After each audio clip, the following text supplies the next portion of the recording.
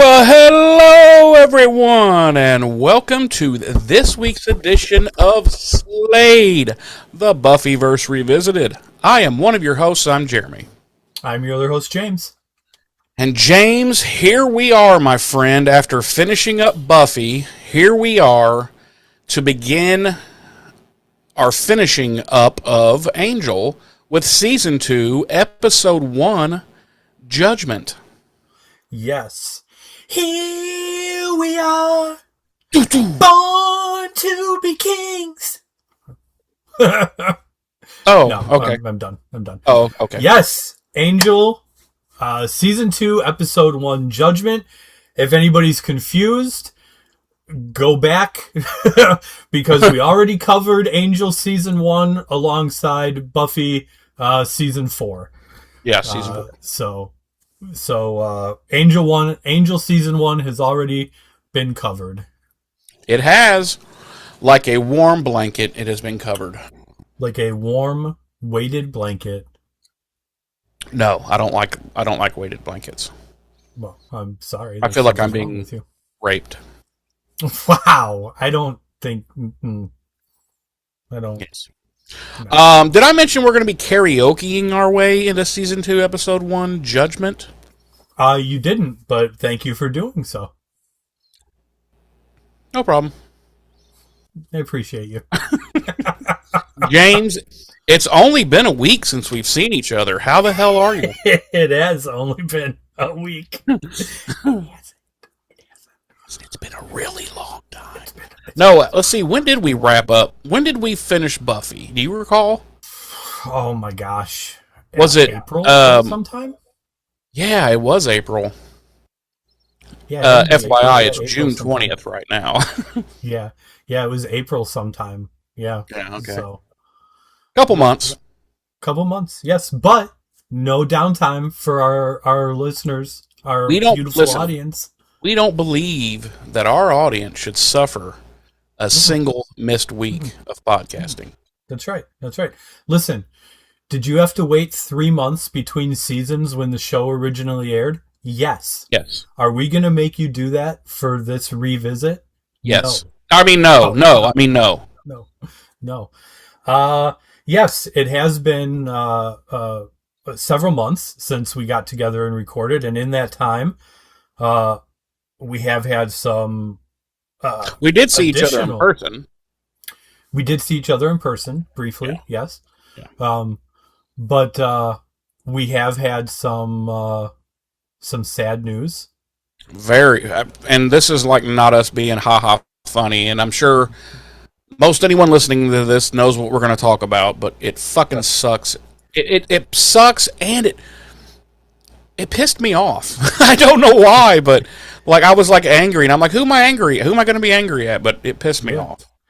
The unfortunate and untimely passing of our beloved watcher, Anthony Stewart Head. Yeah, dude, this blindsided the fuck out of me. Yeah. Because I had just watched him in an interview. He did a little interview on, I'm not sure who it was for, but it was up on YouTube. Mm-hmm. And I was like, geez, he doesn't even look like he's aged in the last 25 years, you know? And I was like, wow, he looks great, you know, blah, blah, blah. And I swear to God, it was like a week later, it pops up. Anthony Stewart Head, Angel dead. I was like, what? Yeah. It was, you know, it's always kind of shocking to an extent, like when Michelle Trachtenberg died. You know, that was out of left field because. But I had heard about her that she had you know, some health problems and right. Same thing with Nikki Brendan. Quite frankly, I was surprised he lived as long as he did, with all his issues. But with Ash, man, it just fucking came out of nowhere. Yeah, and pneumonia, fucking pneumonia. Like, so, yeah, very, very sad loss for the. And what was he like? Was he 70, 71? He was 70 something, I believe. Yeah. Oh. Yeah, I want to. Listen, actually, he might have. Actually, might have only been in his 60s, because he was only like in his, how old was he when he did Buffy? He was only in his like in his 40s. 40s, and that was 25 years ago. So 40, 50, 60. He might have only been pushing 70. He was 72. 72. Okay. He was born in 54. Okay. So still, in this day and age, dude, 72 is way too early. Oh yeah. So yeah, very sad. Not just for the Buffy community, but he had gained popularity in recent years on Ted Lasso. Yeah. So a loss to fans of that show. Just a loss in general. He was like the daddy of this franchise, and now it's up to David. I feel daddyless. Now it's up to David Boreanaz to be daddy. Man, listen, I'm just being honest. Like this, I was pissed, and I was like, the next day I was like, who was I pissed at? Like, I was ready to fight, dude. No, I was ready to fight, and I was like, who was I going to fight? Right. So there's some entertainers when I remember being like legitimately sad when I found out Robin Williams died. Yeah, and I was legitimately sad when Ash died, because I mean, it's just bullshit. I'm so sick of death, and frankly, I challenge it to a fight. Yeah, we challenge you, Death. Yeah, this spot next week. Yeah, don't be a little bitch. You and Jeremy. Yep. To the death. Not me. Death. Not me. To the death. Death. If you kill Death, do you become Death? Yes. And guess what? You're not going to take anybody. That's right. That's gonna cause a lot of problems, dude. It probably will. At least for at least a couple years. And listen, when I got to take some people, it's going to be the shitty fucking human shitbags that walk the earth. Donald Trump. Yes. People just like Stephen Miller. And that's who I would take as death. So that's happened. I think before we finished recording last time, we had talked about the cancellation of the Buffy sequel series, right? That had happened. We had. Before. Okay. So yeah, I think that's the only. And just a few weeks before that was when Nikki Brendan bit the big one. And listen, folks, since then the toxicology and the what do you call that? The why am I drawing a blank on that word? Toxicology and the thing they do to figure out what you died from.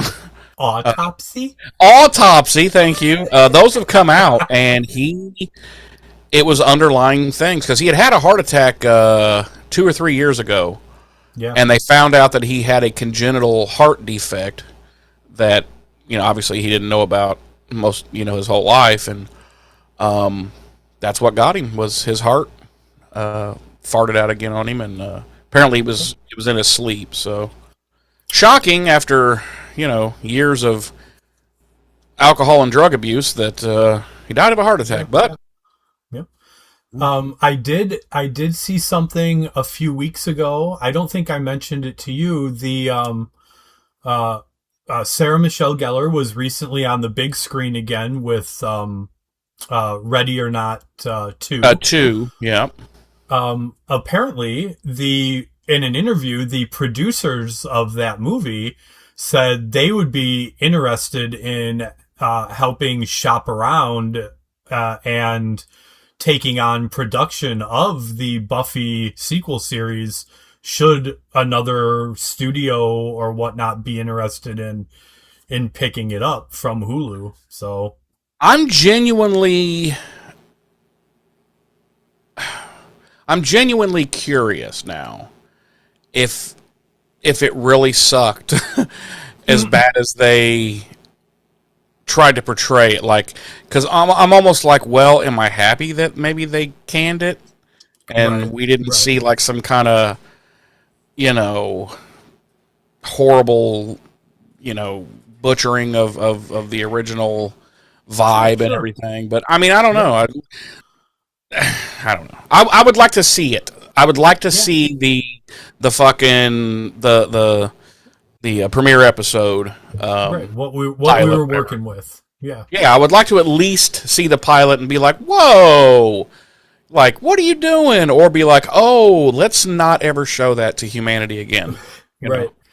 It's also a double-edged sword now because we've lost so many players from that universe that, granted they may not, they weren't going to be the focus of the show, but now just that opportunity to ever involve them is... Frankly, I don't care about Nikki Brendan or Michelle Trachtenberg, if I'm being completely just straight up honest.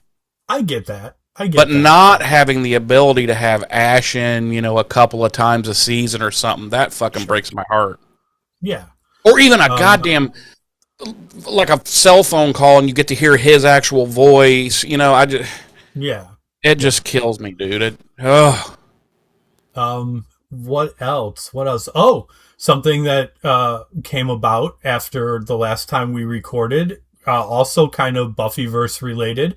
David Boreanaz will be continuing his streak of never being off of television, never quitting work since Angel ended, and he will be picking up the reins from the late great James Garner as private investigator Jim Rockford in a reboot of the Rockford Files over at CBS. I gotta be honest, I'm a little sketchy on this because, like, when they rebooted Magnum P.I., when they rebooted Hawaii Five-0, and these reboots never have, like, the grittiness, I don't even know what words to use, but they're always missing that secret sauce, and they all feel like the same exact, like they're shot the same, they're written the same, they're acted the same. It's like all the different fucking Dick Wolf shows. Like they're just interchangeable with different names. Like, and that's what I'm worried is going to happen with Rockford Files. I'm like, so I'll be honest, I don't have a huge interest, but I'll check it out and see. But I just have a feeling it's going to feel like all those other, modern day reboots, which generally shouldn't have been made, quite frankly. Well, we will see. I do think, and I could just be biased against the star of our show here, David Boreanaz, but I think if anyone can fill those shoes, he can. I don't doubt that if they do it right, he can knock it out of the park. I have no doubt about that. It's all, to me, it's all about the production, the writing. Is it going to feel and look just like all the other, rehashed puke? That's what worries me. Quite frankly. What else? I think that kind of covers Buffyverse related. I think that covers Buffyverse stuff. But there is definitely one thing we haven't discussed. What's that? That while we have been on our vacation, that the audience is unaware of, you had a full sex change. I did. I'm a real boy now. No. You're now your own gender. You're not a man or a woman. You have become the unique. You are the James. I am a James. Yep. He is a James. He is the first James. Yep. That has ever existed. Exactly. Still has a penis. Still has balls, a butthole, nipples. But he had one thing added that no other gender has ever had. That's a horn. It's a unicorn horn. It's a unicorn horn in a place that's not his head. That's not my head. Well, It's not that head. it's actually where most people get a tramp stamp is where Right, the unicorn right. horn It's is. right there. It just Yeah. and all it does, it just ruins all of his shirts. I had to cut a hole in this recliner so I could sit down.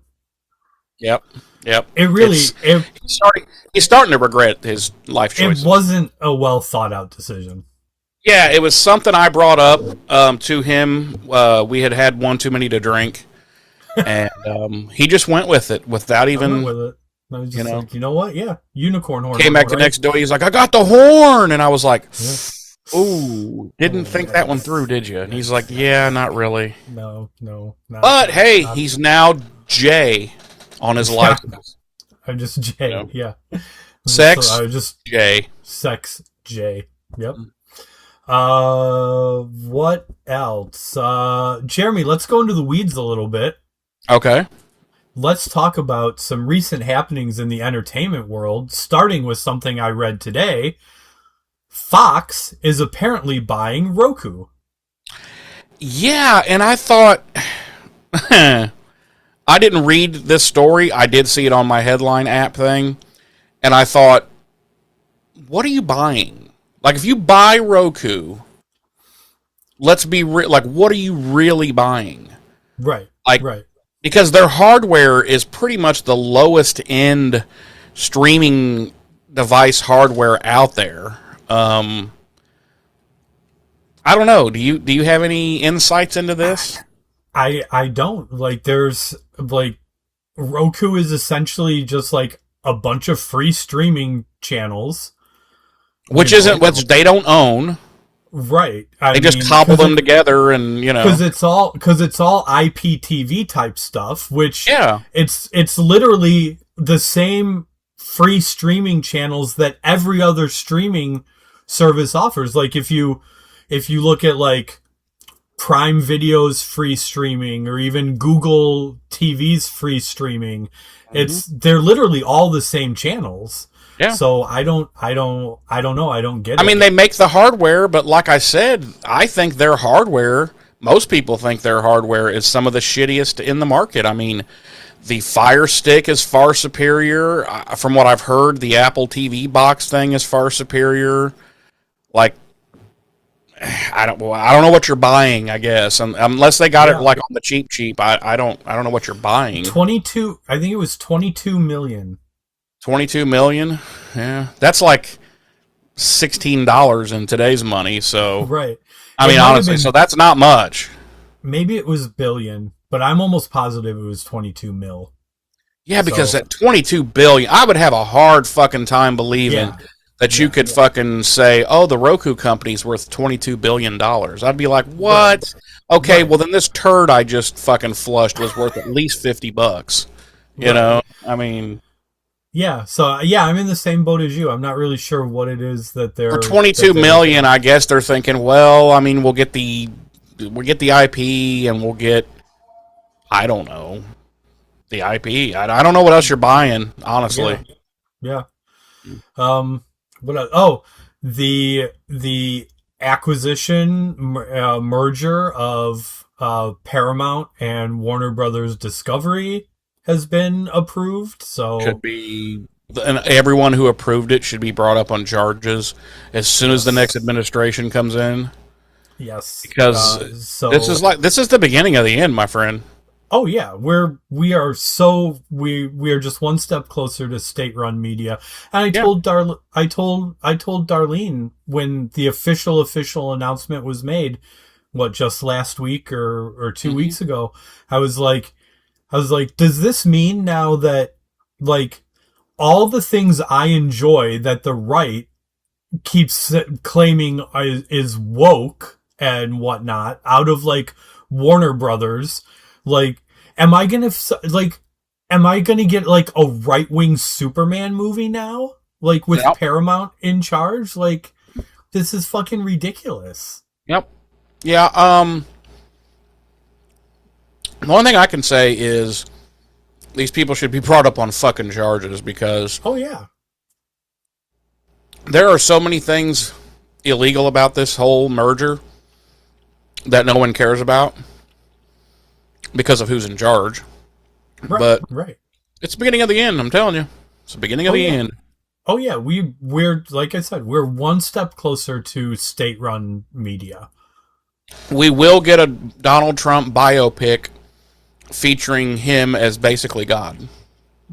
Yes, yeah.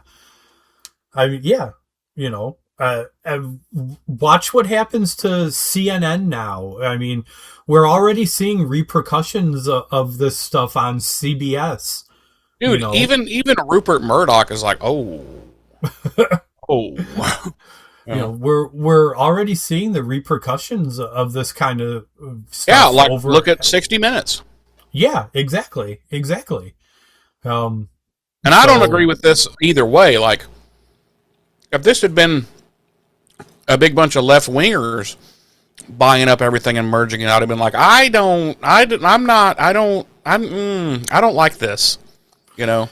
No, because the reason stuff like this doesn't typically happen is because we're supposedly opposed to monopolies.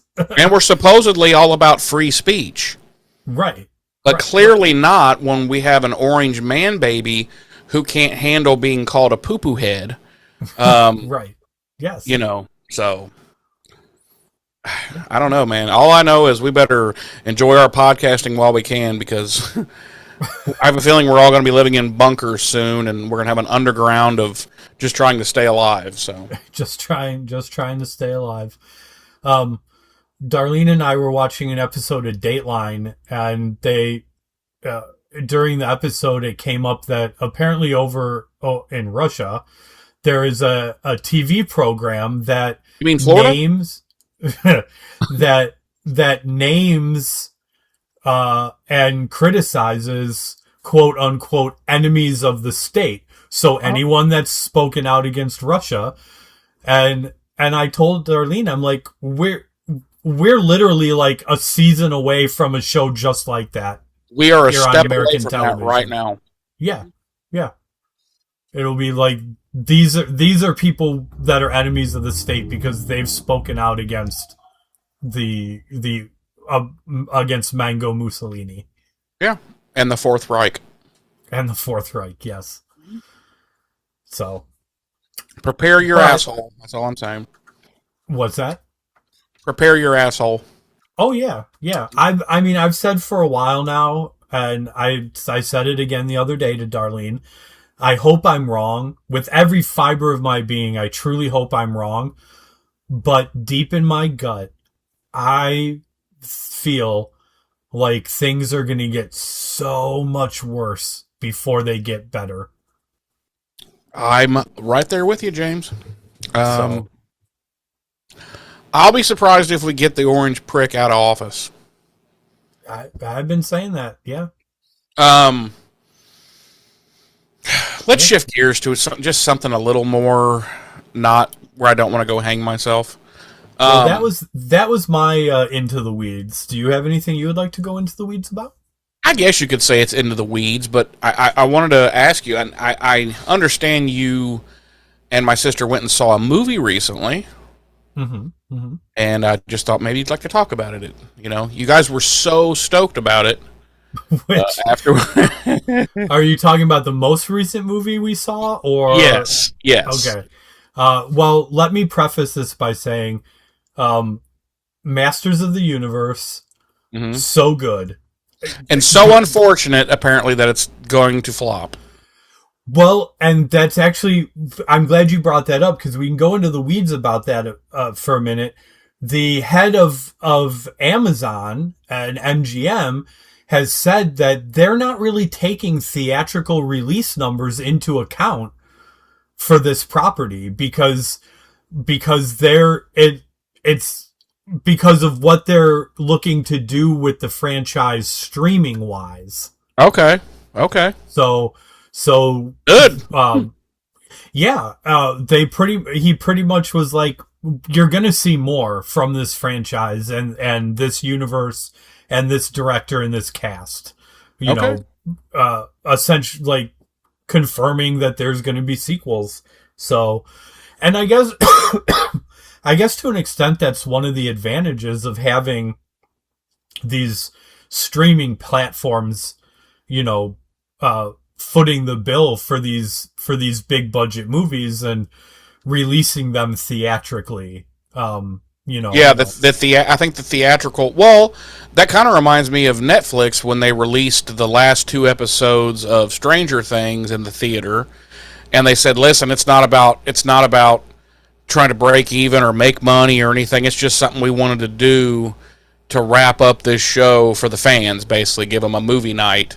And Right. so they might just be looking at, hey, the theatrical numbers are just going to be, icing on top of the cake. And that's exactly what it is. Whatever it does theatrically is, like you said, icing on the cake because the movie is getting so much positive word of mouth and such positive reviews. They're saying that people who wouldn't necessarily go to the movies to see it anyway will likely watch it on streaming based on positive word of mouth.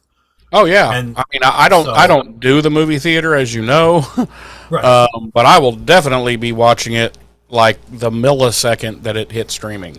So yes, and that seems to be their philosophy regarding this, is that those people that aren't inclined to go to the theater, they're most likely going to check it out once it hits Prime, because it has had such a positive reaction. So yeah. The other movie we went to see recently was a movie called Backrooms, and it was boring. Backrooms, more like bore rooms. Am I right? Am I right?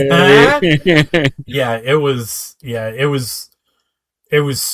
just so boring. And at one point, Darlene and I both, without saying it to each other, were like, should we just leave? Like, we had that thought independent of each other and never verbalized it to each other.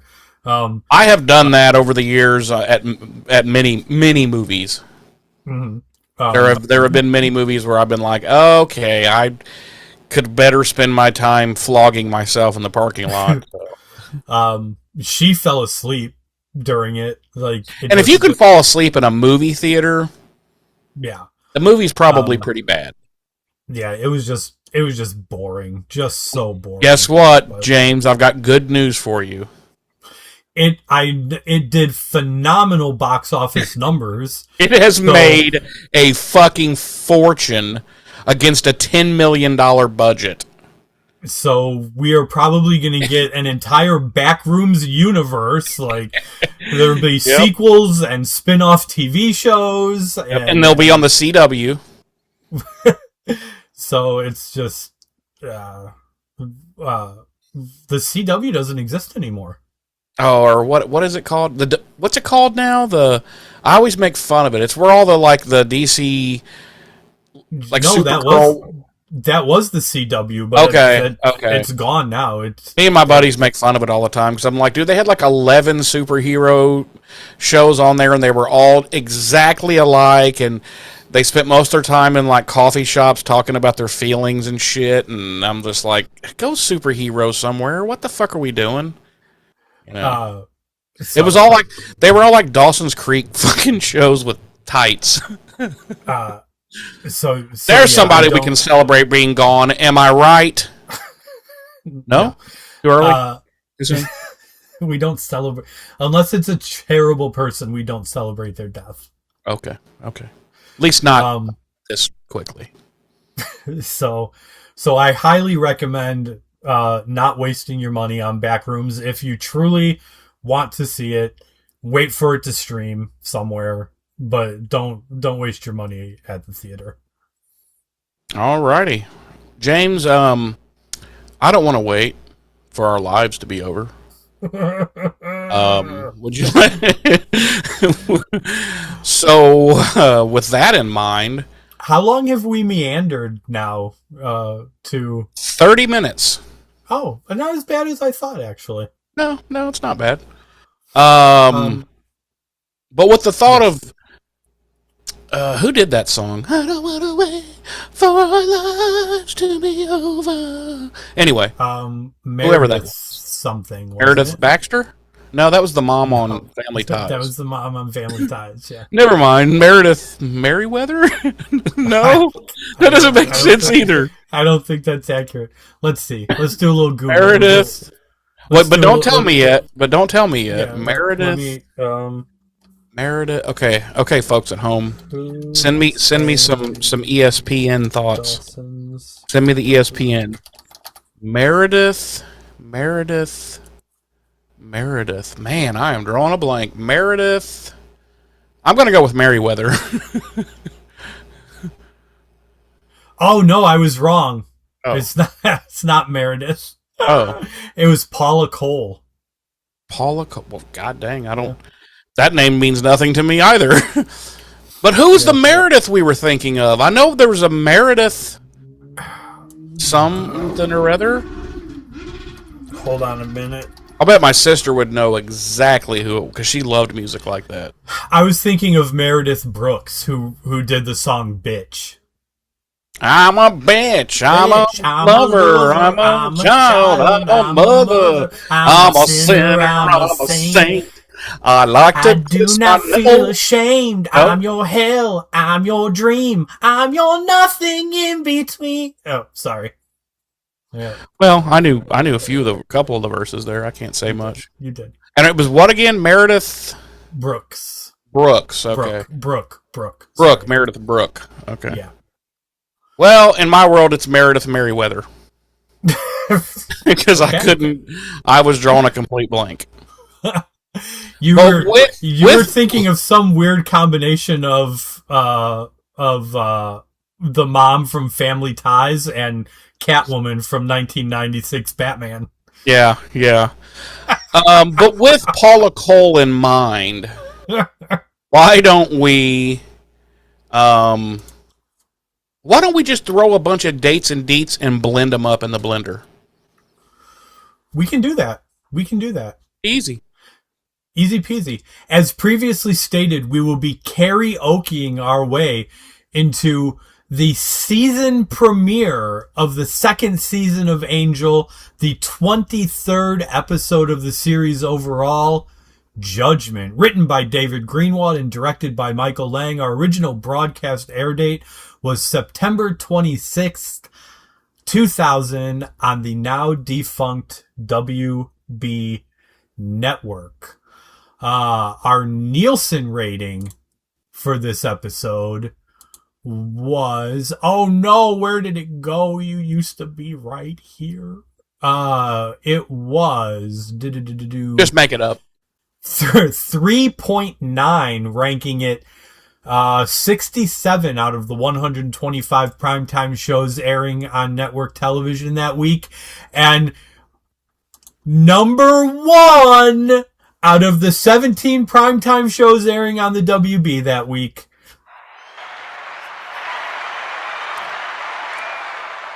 A well-earned round of applause. Yes. But looking at future Nielsen ratings, there is a steep drop-off in the weeks to come. Which I don't get it. Well, I mean, I don't want to give anything away, but... Right. Oh, sorry. Something in my eye. It's your finger. It wasn't, but now it is. Oh, my goodness. Our regular cast this week... Whoops. You have to do that at least once per episode. Our regular cast this week, as always, includes David Boreanaz as Angel, Charisma Carpenter as Cordelia, Alexis Denisoff as Wesley, and J. August Richards as Gunn. Our guest stars this week include Christian Kane as Lindsay, Stephanie Romanoff as Lila, Andy Hallett as the host, Justina Machado as Joe, Eliza Dushku as Faith, and Julie Benz as Darla. God dang it. God damn! I don't know what got into my eye, but it is watering like a motherfucker. It could have been a little bit of jizz. I don't think it was. Notice you said you don't think that it was, but you left the door open that it could have been. Julie Benz is Darla. Rob Bolton is Johnny Fontaine. Matthew James is Merle. And E.G. Cage as Mordor the Bentback. My synopsis this week reads... Hold on. I wasn't prepared. I know. My synopsis this week reads...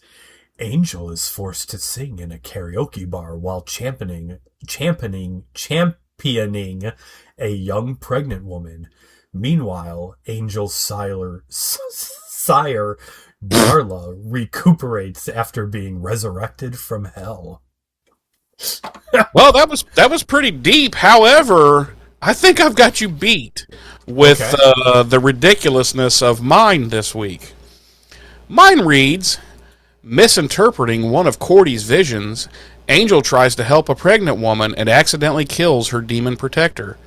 Angel tries to fulfill the dead warrior's mission and escort her to a tribunal to protect the woman's unborn baby. When the woman runs off, a desperate Angel visits a demon karaoke bar called Caritas. The end. We don't need to do the episode. I was just going to say, all right, okay, well, Jeremy, on a scale of 1 to 10... Let's see, 1, 2, 3, 4, 5... Like 5 times they used the word woman in that synopsis. Yes. So, since we don't need to talk about the episode now, on our sliding scale of 1 to 5, how many... No. Wow. And usually it's my synopsises that are just like giving everything away. Hey, I just thought of something, and this is way off topic, but I'll forget it if I don't say it now. Sure. Do you think Ash is ashes in an urn now? It's too soon, dude.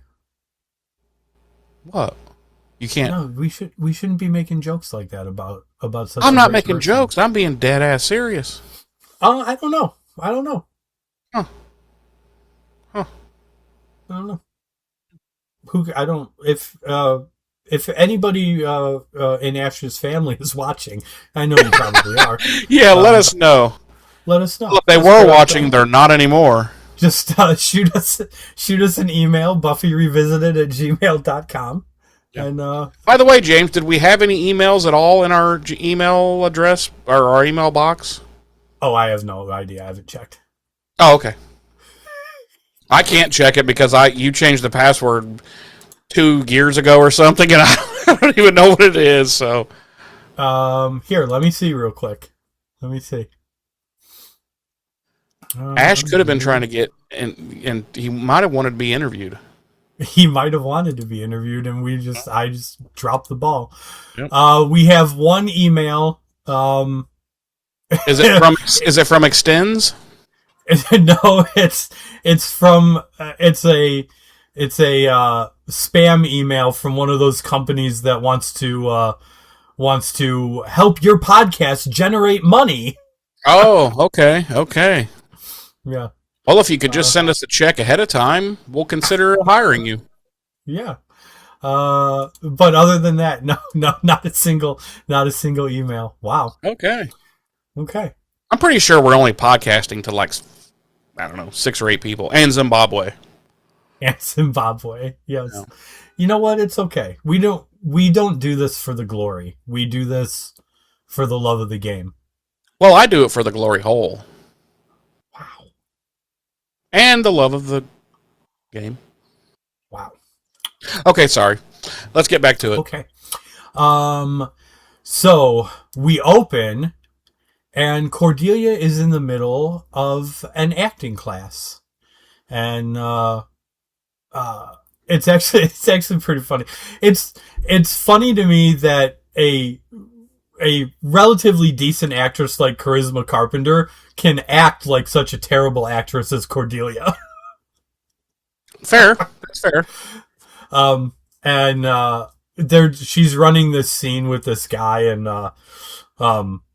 she's like begging him to not leave her, and then she hauls off and slaps him, and he's like, she hit me, she hit me, and like he's like, that wasn't in the script, and this and that, and like the apparent director is telling Cordelia like, you were on fire, you're doing great, you were in the moment, and this and that, and she's like, let's run it again, and Cordelia gets paged on her pager.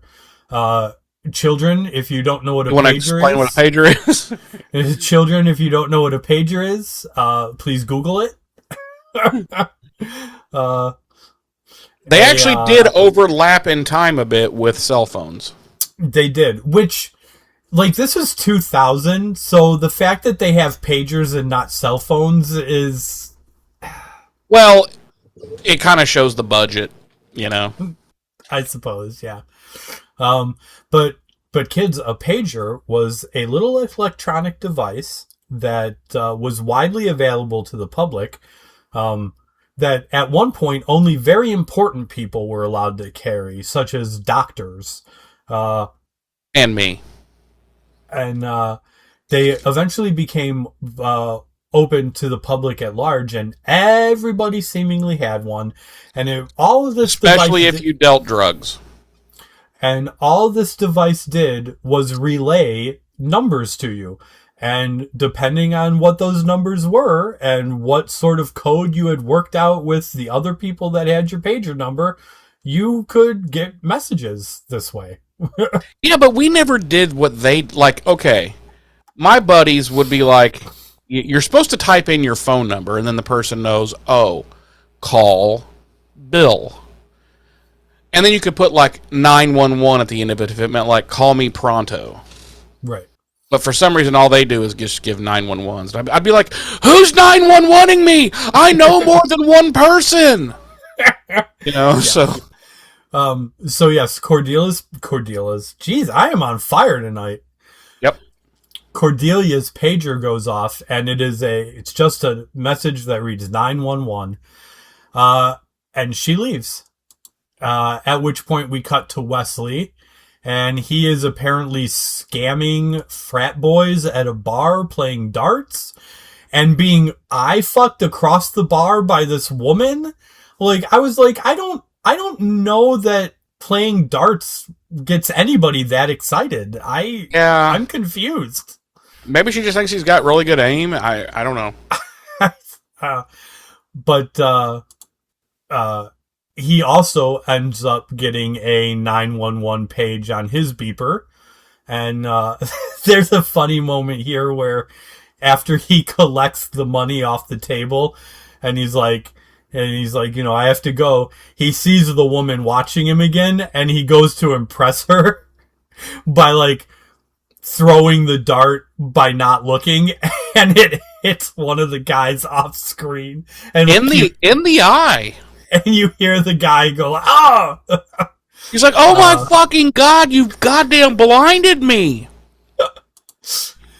So then we cut to a gym where they meet Angel, and they assume hero walk position, and with Angel in front and Cordelia and Wesley flanking behind him on either side.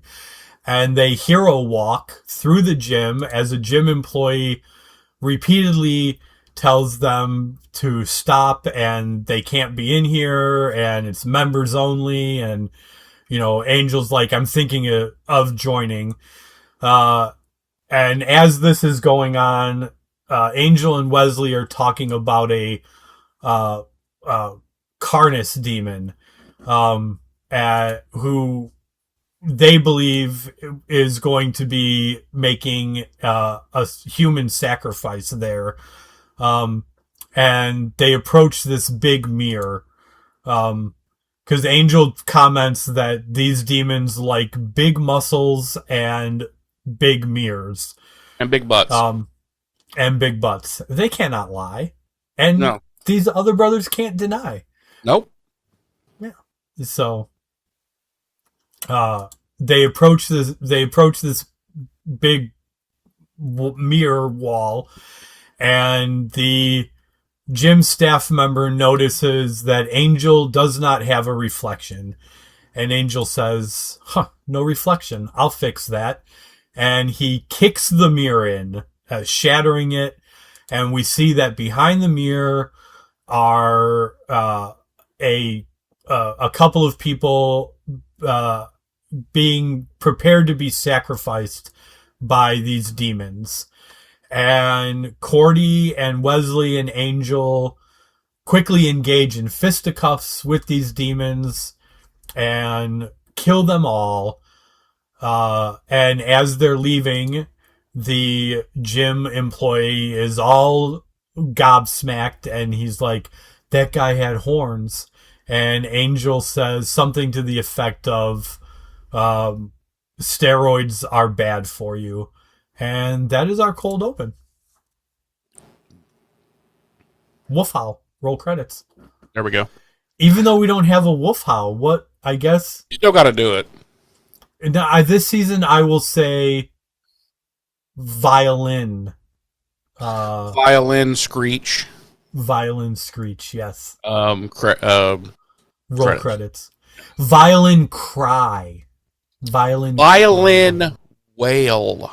Violin wail, yes. Yes. Violin wail, roll credits. You'll forget that by next week. I promise I won't. Or it'll come across, or you'll say it too quick and it'll be violin wail. Violin wail. Oh, fuck. Violin wail, roll credits. Before you go on, this is a pretty badass cold open. In my opinion. Was it? Really? Okay. It was all right. I mean, it was clearly serving to like get you back ramped up again since, you know, since we've come back for the new season, and right. Like, yeah, they're badasses. And I'm like, I don't know. Okay. I didn't hate it. But I wasn't like, yeah, motherfucker, yeah. Like, you know. Okay, well, anyway. each their own. So later on, we're back at Cordelia's apartment, which is apparently acting as their new headquarters since the old explosion of Angel's subterranean pimp pad and the adjoining office. Yep. So now they're working, and I'm like, I don't know how much time has like supposed to have passed. Say since the end of last season and the explosion last season, and then now here, but it's like, bro, like at the very least, like temporarily lease out something. I mean, like where's the fucking guy even living? Like where's he sleeping? You know, it's like he's like, sorry guy, I don't have anywhere, and listen, I'm tired of sleeping on the streets, but I just don't know what else to do. And you know what? That raises I didn't even think about that. Where the fuck is Angel staying? Exactly. And he's got to be crashing with Cordelia. No, he's sleeping in the streets. We don't know that. No, he's 100% homeless. No, he's got to be crashing with Cordy or Wes, one of them. Listen, he was homeless when fucking Whistler found him. Well, yeah, but he didn't have purpose then. He's got purpose now. Yeah. I don't know. Did he have insurance? Probably not.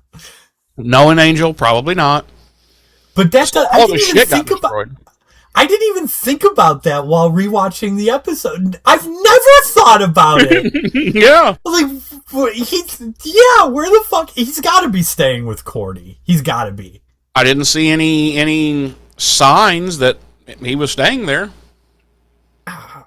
Well, it's my headcanon now that he was staying with Cordy or Wes. One of my headcanon is he's 100% homeless. Because he wears the exact same outfit the whole episode.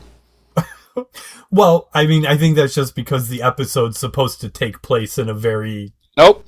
It's because he's homeless and he can't wash his clothes. No, it's because the episode takes place within a few hour time span. And in the Euro minutes, I'll have you know, there's a cut scene where he actually gets into a fight with a neighboring homeless person that's trying to steal his socks. They have to have a full-blown fight. I don't believe that to be accurate. I don't know. It just seemed weird to me. I'm like, he's not poor.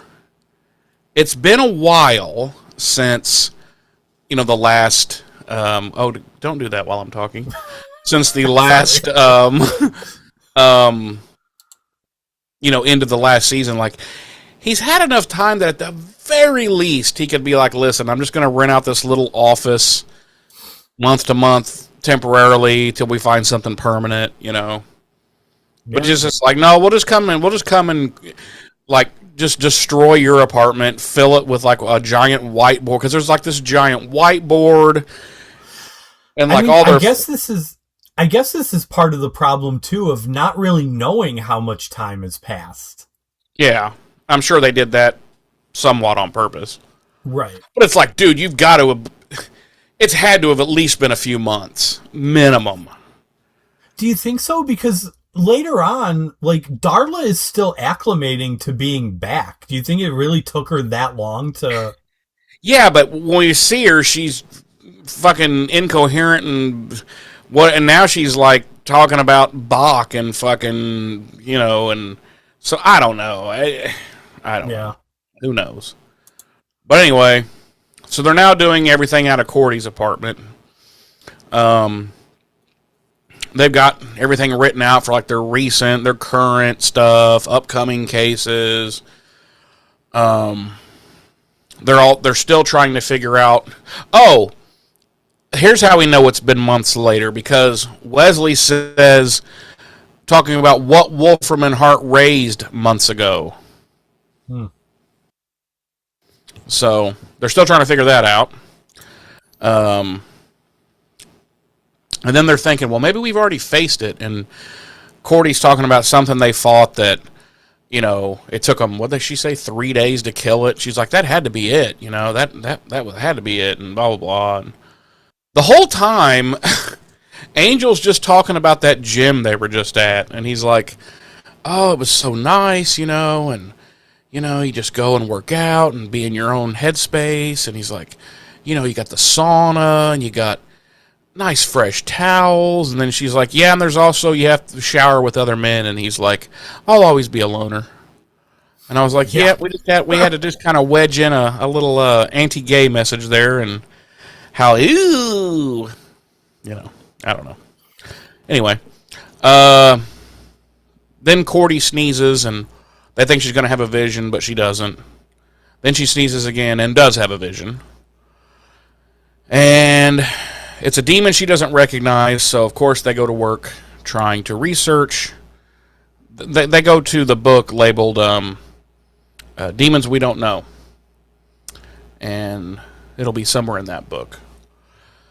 We cut to Wolfram and Hart, and Lila is on the phone with someone, and she's like, oh, of course, go over the contract. We encourage that. She's like, but if you don't sign it, we'll sue your ass off and kill your children. And it's like, the joke doesn't work because, like, they would do that. That's what Wolfram and Hart does. Yeah, you're not, you're no volume. You have no sound. Nothing's coming through.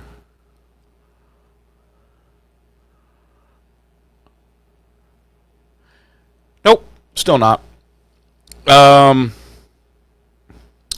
So yeah, she's talking smack to somebody on the phone, and then she hangs up and heads into Lindsay's office. Yeah, we're hearing that buzz. How about now? Yep, good to go. Okay. So that's not really the joke of the joke. The joke isn't really we'll sue you and kill your children.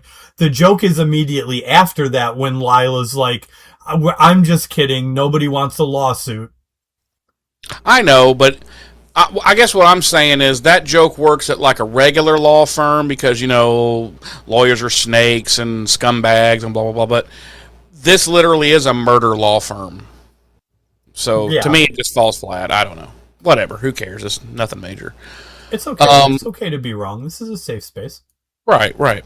That's why you're here all the time. So Lindsay is awkwardly trying to put a CD. Oh, boys and girls, music used to come on these discs. They were called compact discs, and you would put them into a compact disc player. And that's how you would get your... It didn't just magically come out of your phone. You actually had to put a little work in to listen to music back in the day. Right. You pieces of shit. I hate all of you. What? Wow. What? Wow. I meant every word of that. What? Holy shit. No.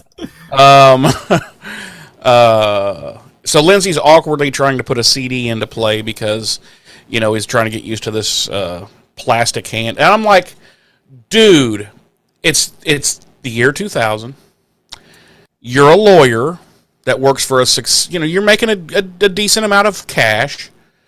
Also, your law firm happens to be very much into the dark arts, various magics and whatnot.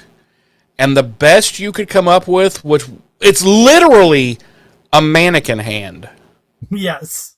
He went to fucking J.C. Penney's and unscrewed the hand on a mannequin and put it in his stump, and he's like, "Hi," jammed it into his stump. And I'm like, really? First of all, James, I don't know about you, but if I ever had my hand cut off, what's the obvious go-to? Dildo. Thank you. Fucking wait a minute. Wait a minute. No, seriously. What's the first thing you're gonna get? What's it gonna be for you? A hook. Hello, thank you. Definitely a hook. That ain't badass. I mean, why would you have anything other than a fucking Captain Hook hook? Right. And I don't mean one of these pussy little... The two prongers? Yeah, no, straight up pirate hook, motherfucker. I'm getting a hold of a blacksmith. I know several. I'm having them forge me out a sick-ass fucking hook. Oh, yeah. I ain't going to JCPenney and stealing a mannequin hand, let me tell you. No. But also, it's really the firm couldn't do something for him. I'm sure it would cost about $20 in their world to get a new hand. You wouldn't think it would be that deep, Yeah. But no, poor Lindsay, he's just stuck with a mannequin hand. And she's asking about, how's Darla doing? And you don't so she's like, how is she? Blah, blah, blah. And when the camera pans, you realize, well, she's just fucking standing literally right there. Why didn't you just be like, hey, Dar, what's up? Right. But how's it going? But they she and Lindsay kind of have a little discussion, as though Darla doesn't exist. Yeah. And all of a sudden, she's like, Darla, that is. She's like, he's here. And they're like, Angel? Yeah, he's here in town. She's like, I sure would like to see that boy.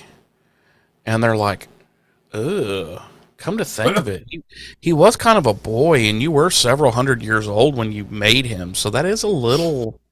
Listen, we brought you back because you need to face some charges, okay? You need to face some charges. We brought you back from eternal hell. You're going to need to go to county jail for a little bit. We need to turn you in. Listen, Chris Hansen called us, and they had been looking for you for a while. No, so anyway, they're like, yeah, we're going to give him some payback. And Darla's like, and then she's like, what's payback mean again? Because she's there, but because all of a sudden during their conversation, she's like, oh, he killed me. And they're like, yeah, how can you talk to us about Bach's third fucking, fucking song? You can't tell us, you don't remember that angels drove wood through you? Where do we? Okay. What is happening? Why? What? Why 1 minute are you totally lucid and the next you're like a babbling pedophile? Darla's a pedophile. It's the new rule. It's state law. So you have to refer to Darla as a pedophile from here on out. Wasn't Angel? No, maybe I'm wrong. I'm trying to remember back to that episode where where she makes him. And I swear, wasn't he 17? I don't think he was that young, but I know he was under 30, but I don't know. Okay. I just have this memory where, like, he's telling the story as the flashback starts, and he's like, I was a young lad, 17, and had thought I knew the world, and blah, blah, and then I met her, and she molested me. I don't know. Let me do a little Google. No, I'm sure I'm wrong. It's just, for some reason, that's the memory that my wrong brain has turned into canon. Anyway, while you're looking up that, I will move along. He was 26. Okay, I wasn't even close. So, but Darla's still a pedophile. Let's just be honest. I mean, look at her. Am I right? You knows a pedo when you sees one. Am I right? No? I mean, you probably. I mean, probably. Probably. Generally, if you have a neck beard. What was that? My mouse. Okay. So we cut back. Angel's trying to sketch the demon that Cordy has describing, and he's an unbelievable artist. Yep. And she's like, no, the eyes should be further apart. So he starts to erase. Nothing comes off. He's like using the eraser, but nothing is happening. And I'm like, damn, it's going to take at least an hour just to redraw those eyes. Like, can you just use your imagination, Cordy, and pretend like they're another inch apart? And why did you let me draw them with such fine, exacting detail before you told me that they were too close together? Right. You couldn't have been like, hey, you know. You couldn't have said something when I was outlining the fine details. You couldn't have been like, he spent 20 minutes shading, and then she was like, oh, they're a little too close. And he's like, fucking bitch. Yeah. So, let's see. Wesley is searching in what he does in books. And then Cordy suddenly recognizes it from one of Wesley's books, and they identify it as the Priomotu. Priomotu. I do want to mention real quick that the book they end up looking through gets whipped at Wesley by Phantom Dennis. Yeah, he's like, oh my god, dumb. Like, even I know where it's at, and I'm dead. He's like, can you bring me back, and we'll just let this guy be dead, because he's useless. But this particular demon looks pretty nasty. It's got some big horns, and it looks like a horny Klingon. And they're like, yeah, it's a vicious killer, these demons, and that's what they're known for. And so at least they know now what they're dealing with, but they don't know where to find it. So Wes lets them know that he's recently acquired a contact in the demon world named Merle, or as I call him, Merle the Pearl, who should be able to help because he's a little bitch snitch. But where he likes to meet is quite unusual, Wesley warns them. To which we cut to them going into a nightclub. Well, technically, that's not what we cut to. We actually cut to... No, that is how we cut to. Yeah, we cut to them going into the door. Yeah. Okay, sorry. Yep. The two episodes are blending in my head, if you know what I'm saying. Anyway, I got you. So they get to the bar, and Wesley's explain. They're like, "Why are we in a karaoke bar?" And he's like, "Well, it's actually the reason there's demons everywhere. It's actually a sanctuary for demons. There's no violence or anything like that allowed in here. And there's a lizard-looking demon thing up there singing, and the quote-unquote host is watching, and he's got little red horns, and he's pretty cool looking. So he goes to talk with who we come to find out his name is Mordor the Bentback. Or I'm sorry, that he goes to talk to the lizard guy, and Mordor the Bentback comes up to sing next on stage. So they go over to Merle, and they hand him a... like, Angel immediately goes to asshole mode, while Wesley hands him an envelope that's like stuffed full of cash, and he's like, "We need to know where the Priomotu demon is," and blah blah blah. And he's like, "Oh, you got to sweeten this that," and I'm like, "That's an envelope full of money." So fucking Wesley puts down another little stack of money, and he doesn't even look at it. There's a 20 on top. He doesn't even really look at it, but he's just like, "Okay, that's perfectly exactly enough. That's it. Now I will risk my life to tell you." Yes. and I'm like, first of all, where the fuck is Wesley getting all this cash, broke ass bitch? So he tells them that they like to travel underground, kind of stay underground. Basically gives him like a general location of where he'll be. And then as they're trying to leave, the host of this club tries to get Angel to sing. Mm-hmm. Because when you sing, you bare your soul. And this demon's power is the ability to read like your future, your past, present, and future, basically, when you sing in front of him. And Angel's like, "That ain't happening." And the host is like, "Wow, what a little bitch."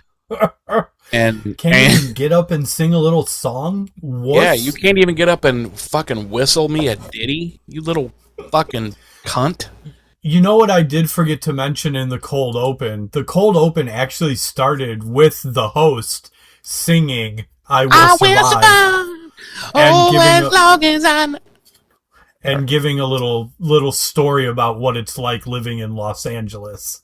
Yeah. So that's my... And you immediately kind of like this guy. At least I did. Yeah, me too. So, anyway, Angel ends up saying, "There's 3 things I don't do: anal, analingus, or sing in public." No? I don't think so. No. No? Huh. No. I'll be damned. No, I'm sorry. That was Euro minutes. He actually said, there's 3 things I don't do: date, I forget what was the other one? Tan. Date. Tan, yeah. Tan or sing in public. And then he just fucks off. And the host is like, "Wow, what a bitch." But he's like, "You see that coat? How good would I look in that coat?" Yes.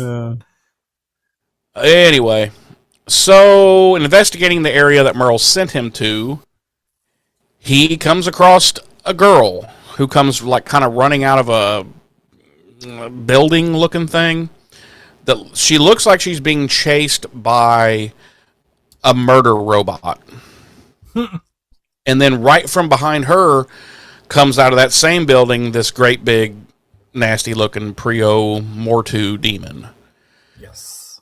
And Angel immediately attacks it and kills it. And I'm like, wow, that okay. There's a lot of worry about that demon, but he just basically did the old break the neck and it's dead. That was it. And then the woman, whose name is Jo,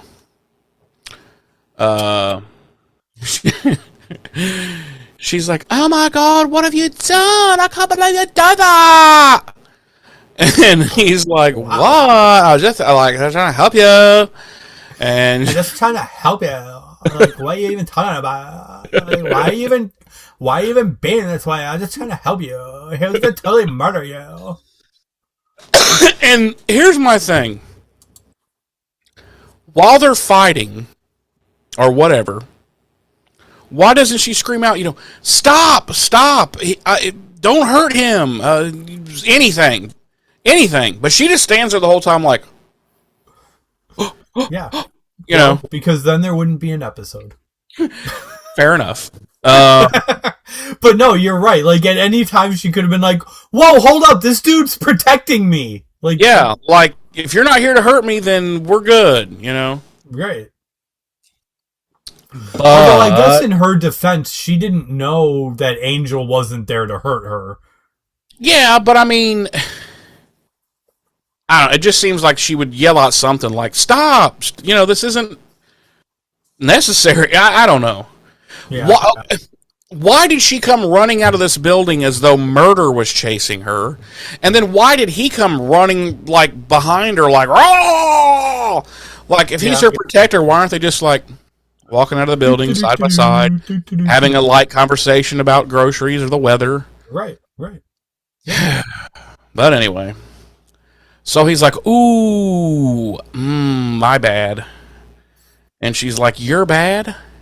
You owe me $50. Right. She's like, you owe me like $50. That guy was worth like $50. My mom gave me her Amex, and that's how I got that demon. Okay? That's how I bought that demon. He said his name was Kamal, but I called him Hey You because I bought and paid for him, so he doesn't have a name that I don't give him. He's not even from the valley, okay? Right. And Angel's like, what the fuck? Angel's like, I don't like her. I'm gonna snap her neck. I'm gonna snap her neck. Is anyone looking? Is anyone? She's pregnant, but I'm gonna kill them both. And then he's like,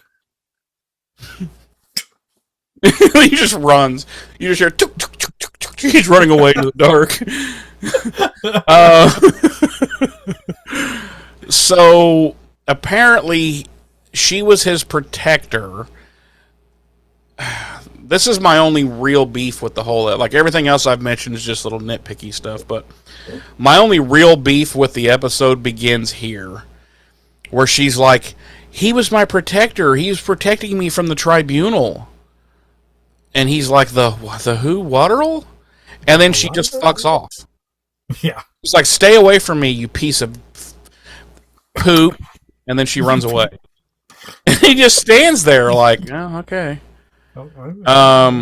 I guess maybe I am kind of a piece of poop.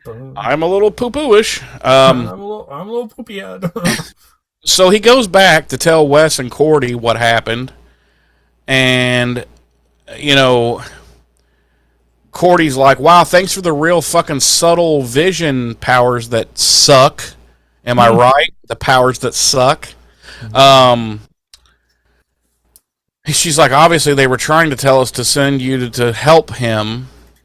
And I'm like, was it really necessary? Right. Like, what? They really need his help? It seems a little overkill. Literally. From what we're going to see later on in the episode, it doesn't seem all that necessary, quite frankly. Right. So, he's all butthurt because he killed a fellow soldier. It's like, well, maybe before you go all murder, you should have a word or two with people. Right. Try and talk to people. Yeah, maybe we use our voice instead of our fists. Use your words. Words can be as blunt as fists.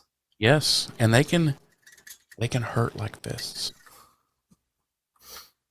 Had that demon said something mean, you could have hurt him with your words. With your words. So he's like, well, then the mission's mine now. And they're like, but we thought the woman told you to fuck off. And he's like, yeah, but hello, I'm a stalker. I don't just stop things. And they're like, that's true. That's fair. Yeah. You have Was it like I have seen the Watcher files on you? That's I have seen the proof of this. Yeah, that checks. That tracks. So Angel goes and finds Merle and beats him up.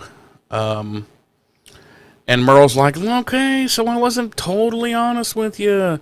He's like, but the thing is there's a price out on the head of that woman, and nobody could get close while she had the doo-doo head with her. But listen, since you took him out, what do you say, you and me, we go take the woman? And I'm like, first of all, he took the demon. He could have already done that. Like, what does he need you for, Merle? Like, why would he split the pay with you, you dumb fuck? So Merle's not smart. Shocker. Merle's not smart. But also, why does Merle need Angel to kill this human woman? Yeah, he must be he must be a really shitty demon. Yeah. Maybe his demon power, how, like, every demon has some type of, like, power, so maybe his is just queefing. He just queefs. He just starts... That's all he can do. And a girl beats him up. He's a queefer demon. Girl beats him up. He's a queefer demon. He's a queefer demon. So, let's see. So, apparently, like, her daughter, this unborn baby, is destined to become some kind of powerful force for good. And I'm like, okay, still not getting it. What does it have to do with a tribunal of any type? Yeah. But now that the Protector's dead, it's going to be open season on her. And Angel's like, oh, no, it won't, mister. And so he goes rushing off. Angel's like, I'm going to protect that woman, I'm going to protect that unborn baby, I'm going to protect that woman, and no copper's going to come over around here and tell me any difference, And he smacks fucking Merle, and Merle actually dies just from the smack. Just from the smack. He's like, oh! Angel's like, boom, and Merle's like, ah! His heart can't take it, and he just drops. Yeah, he's like, ah! Yep. So he finds out roughly where the Priamotu was living. So he's going to head there first to try to find it, but also hoping that the woman will be there too, because he's got unfinished business with that smart mouth. See, Angel's a stalker, and he is always in for domestic violence. And this woman put the mouth on him. So now he's got to go. She has to pay. She has to pay. Dateline. So in another part of town, Gunn. Well, we see this guy at his car, right? And he's getting his keys out. He's just about to unlock the door, and he kind of looks. It's nighttime, by the way. He kind of looks over to his right, and he sees these 3 or 4 guys turn a corner and walking towards him. He just drops his keys and starts sprinting the other direction, screaming like a girl and being like, "Just take the car!" Yeah. And they're like, "Hey," like, "Whoa!" And then he runs right into a vampire who is about to feast upon him when Gunn and his crew intervene. And Gunn fucking takes this vampire out with a dope-ass little move. And I was like, hello, thank you, finally, something realistic. Takes him out with a nice dope little fucking, he just like, block stab. And this guy's out. And he's like, he turns to the guy and he's like, you might want to go home. And the guy sprints the other direction. And Gunn's like, you're welcome. And he's like, fuck you! And then you hear like he's trailing off because he's getting further away. He's like, right. Blackie! And it's like, whoa! Oh! Racist. Whoa! Jeez. No, but can you explain, why did he just drop his keys and start running like a woman? He saw Gunn and his crew come around the corner and thought he was about to get robbed. Oh. Because he's racist.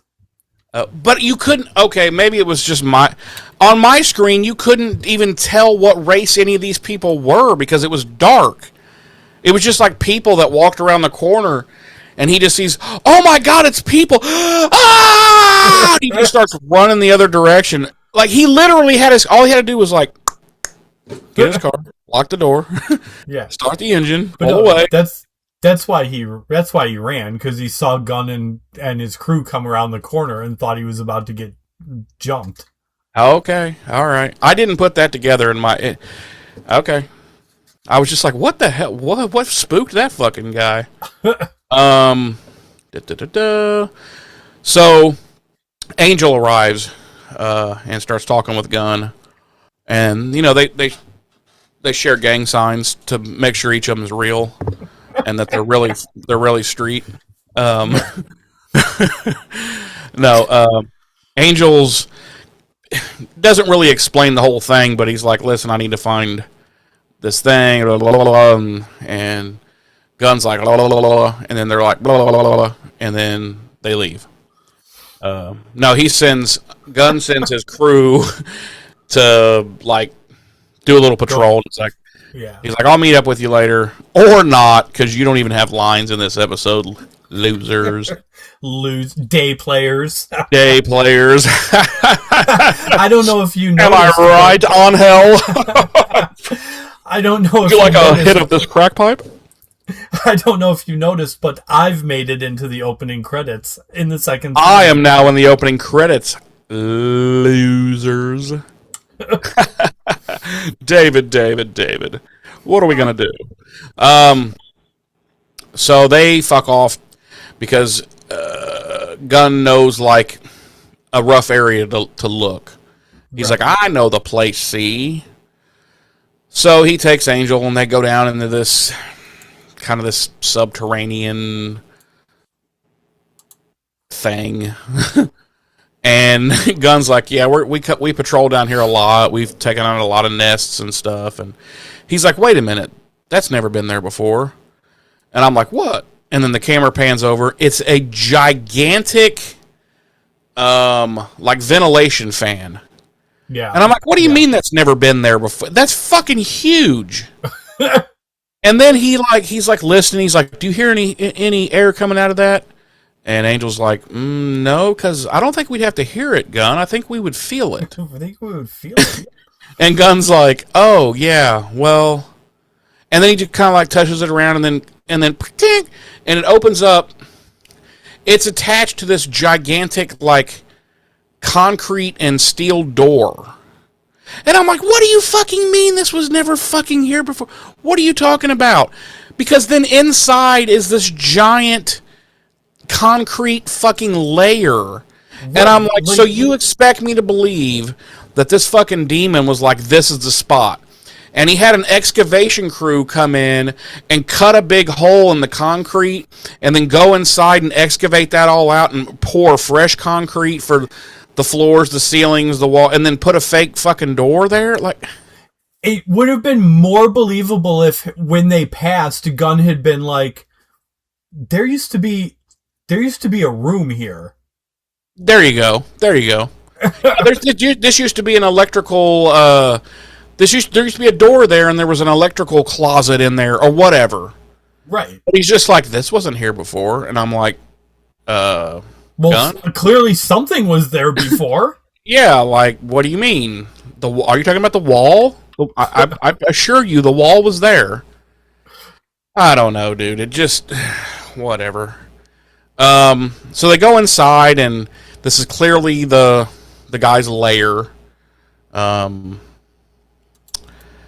Angel just starts going through his shit. He's like, well, fuck him. He's dead anyway. I'm just going to go through everything that he has.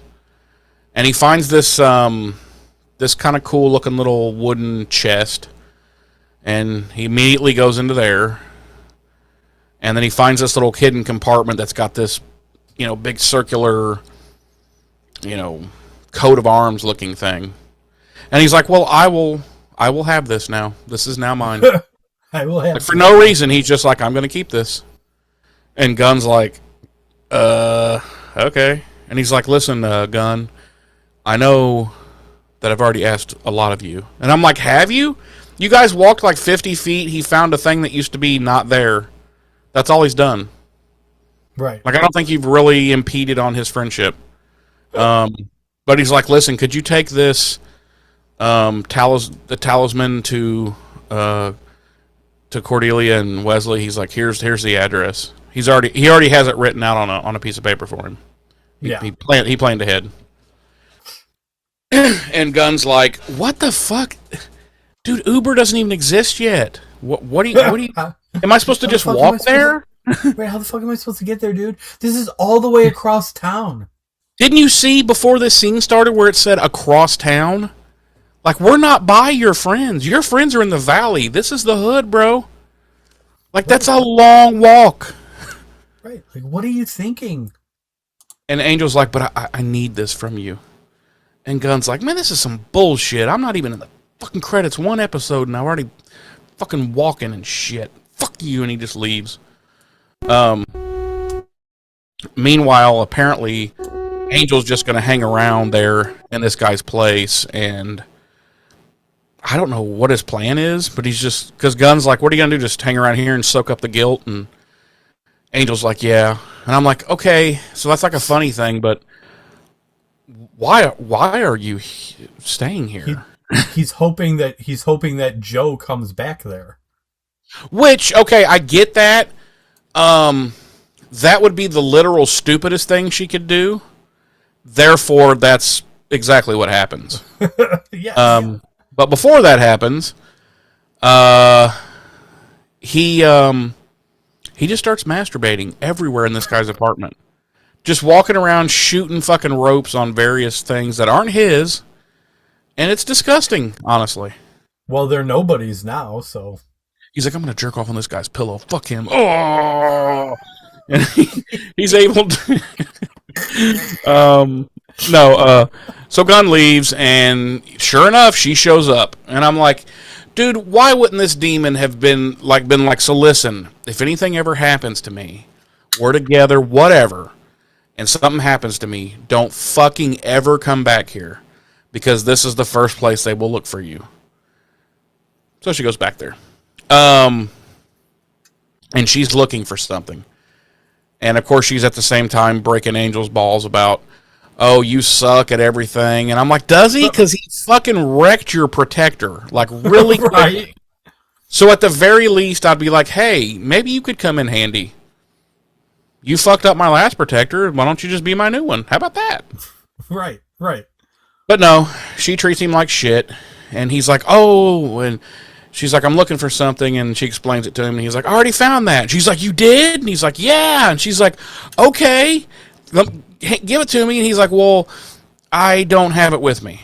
And she's like, but you're here now. How do you not have it with you? Found it here while you're here now. And he's like, yeah, I had this guy I don't care much about. I had him take it and drop it off to some other friends. And then what does she do? She goes full bitch mode again. And she's like, you're the dumbest sack of shit that I've ever, of all sacks of shit that's ever lived. And you suck at everything. And I'm like, hey, you could just be like, you want to take a walk and I'll go pick up that talisman. Right. And she's like, you just stay away from me, you butt muncher. And then a demon assassin attacks her as they're trying to leave out the door.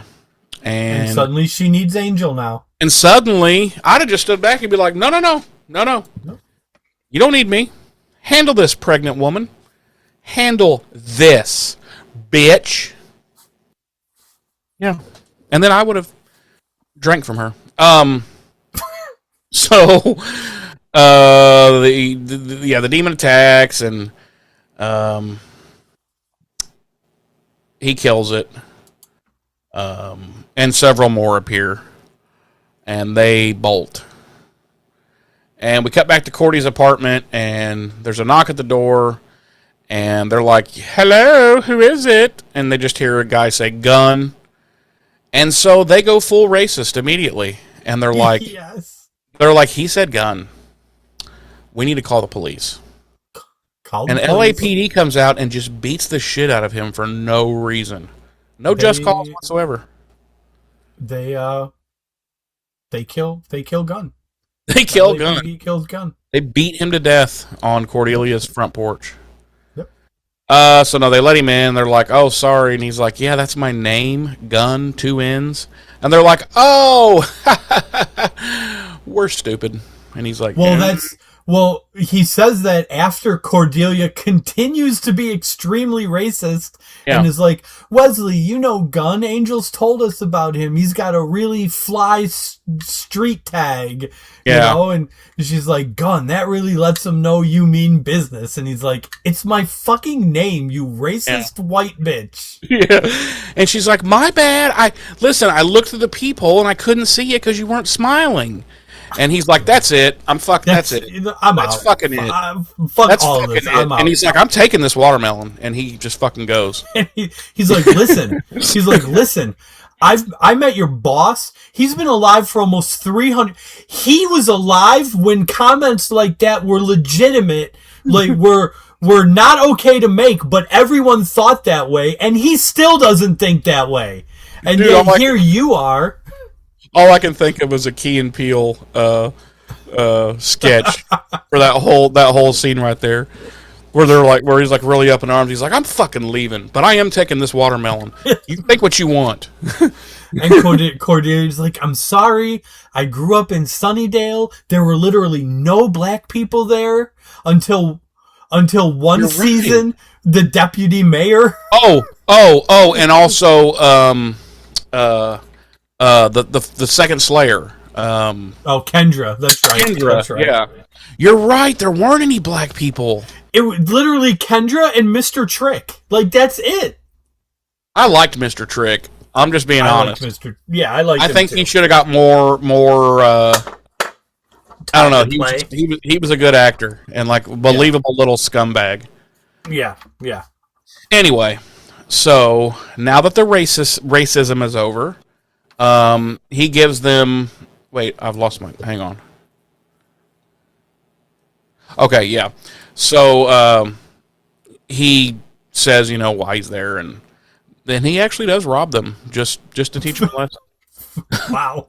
He's like, you know what, since you already think I'm racist, and he pulls out a 45, and he's like, this is stolen, and I'm robbing you. And, dude, all I can think of is Key and Peele, man, the way they just... Oh, God, I love those guys. Let's see.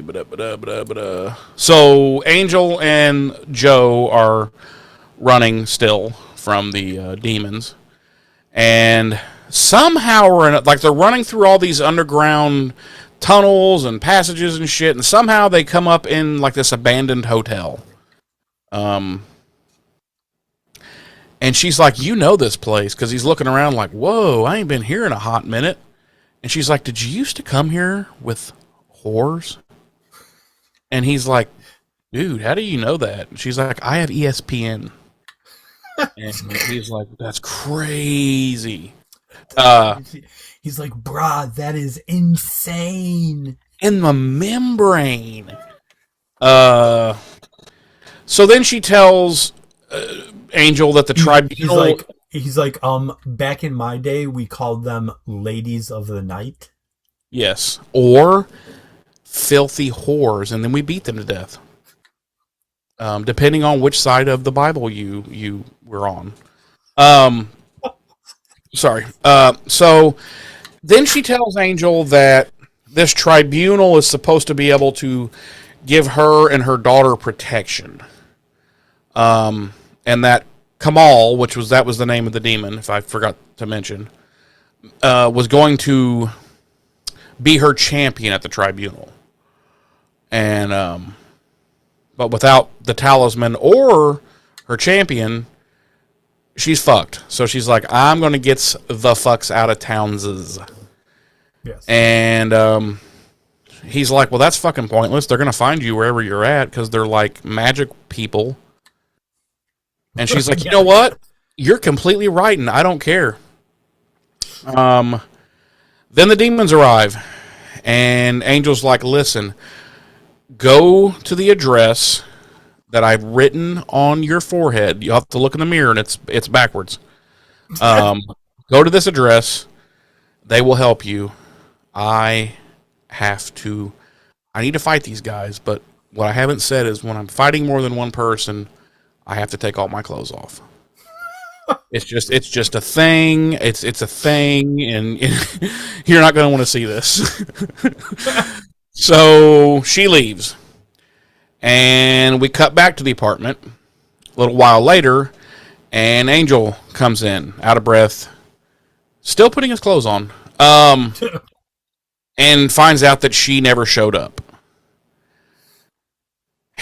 And he's like, fucking bitch, why am I still fucking with this dumb bitch that clearly wants to die? And I'm like, yeah, Angel, that's kind of what we're all wondering at this point. But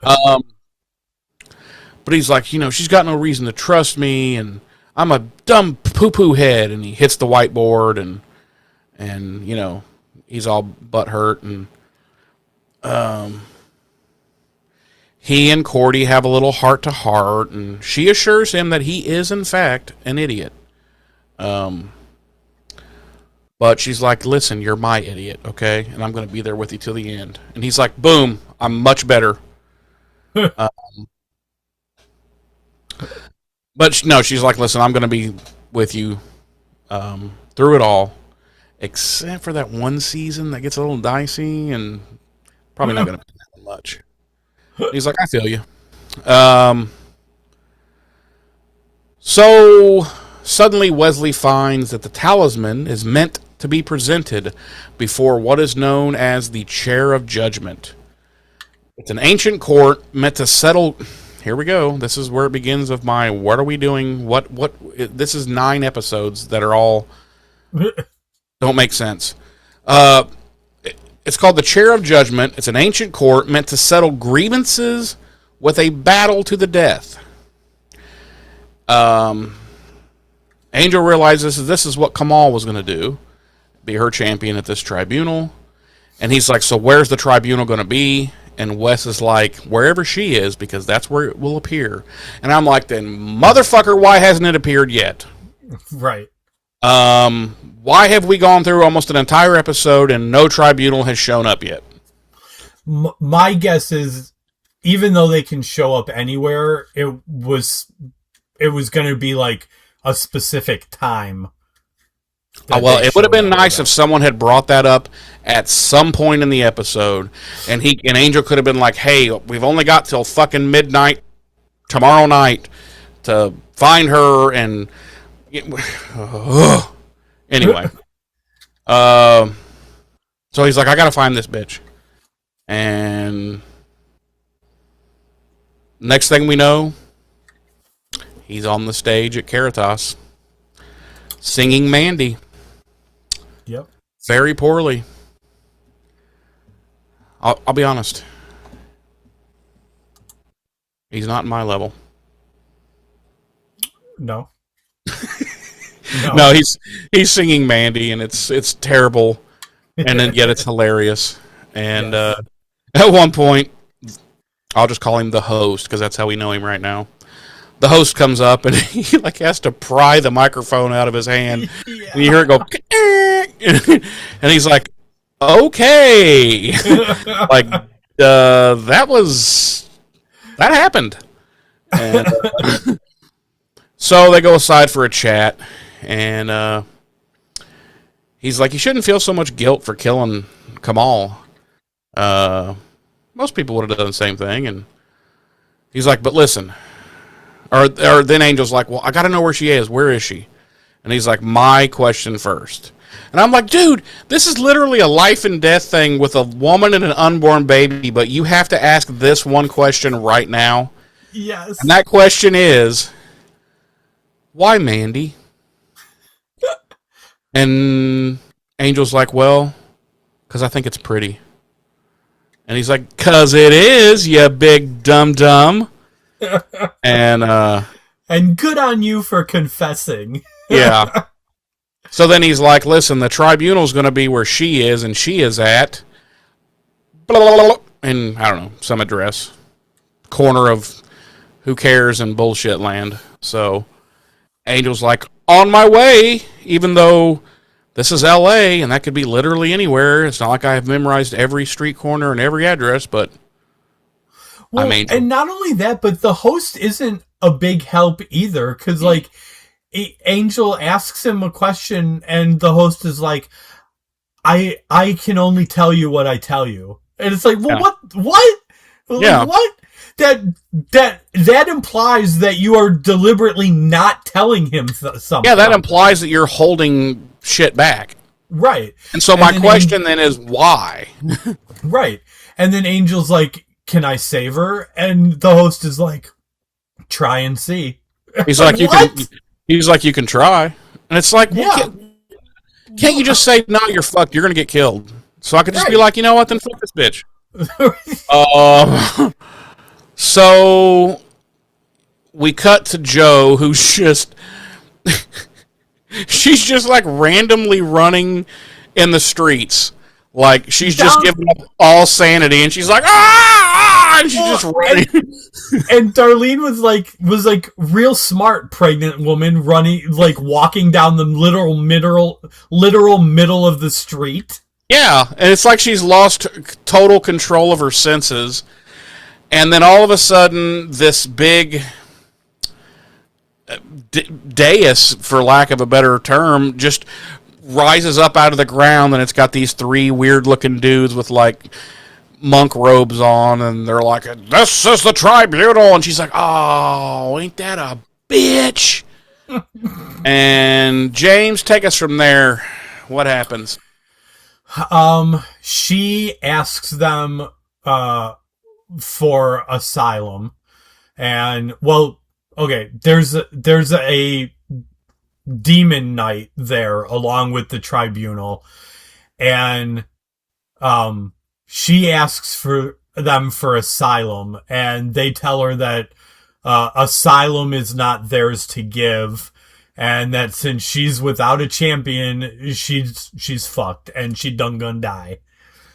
And they're like, you have no talisman, you have no champion, get fucked.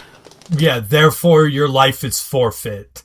And then, what do you know? The talisman gets thrown down next to the other one, and Angel's all like, I'm her champion.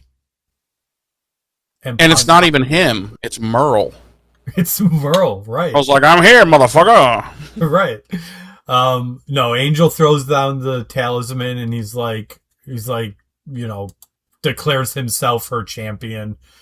And so